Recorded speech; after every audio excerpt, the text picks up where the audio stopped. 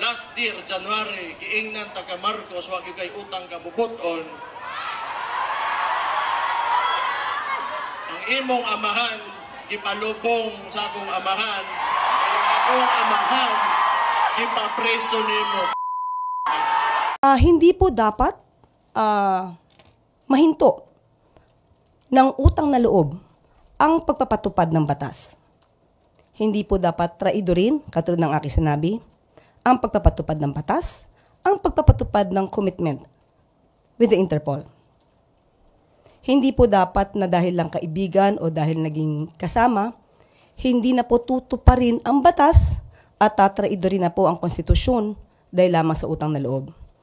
Dahil basta sinasabi ito ni Mayor Baste Duterte ng tanong ng utang na loob, ito po ba yung ginamit kaya ng dating Pangulong Duterte nung i-appoint niya ang isang Chinese national na si Michael Yang bilang kanyang economic advisor?